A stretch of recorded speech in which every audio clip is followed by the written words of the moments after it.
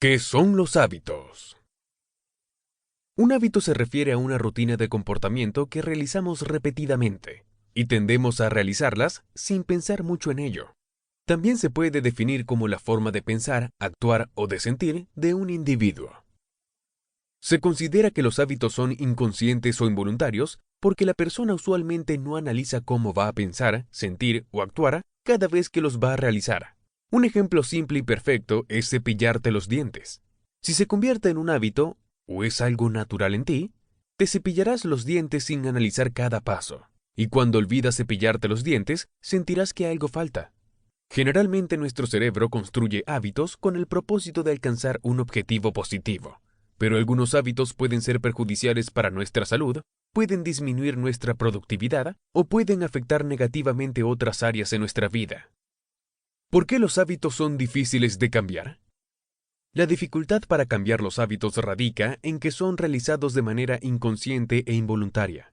Nuestro cerebro ha creado conexiones neuronales que se activan cada vez que experimentamos situaciones específicas.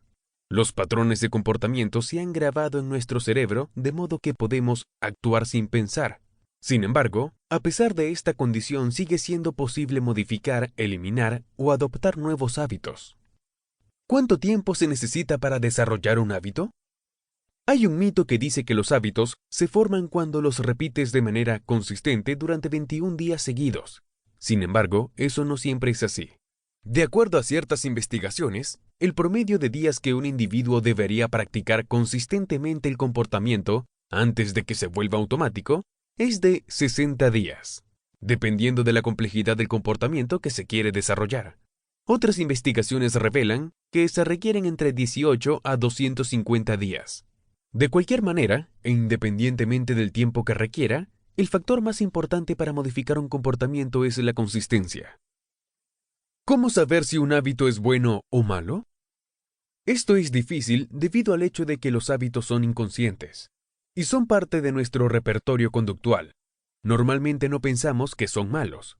Después de todo, nuestro cerebro los mantiene porque tienen algún efecto positivo. Sin embargo, un buen criterio que se debe considerar es el posible efecto perjudicial hacia nosotros mismos o hacia las personas que nos rodean. Por ejemplo, la postergación o procrastinación puede que sea visto como algo bueno por la persona, porque así puede hacer otras cosas que disfruta más en vez de las que se supone que debería hacer. Sin embargo, puede ser perjudicial en el sentido de que no está logrando sus objetivos.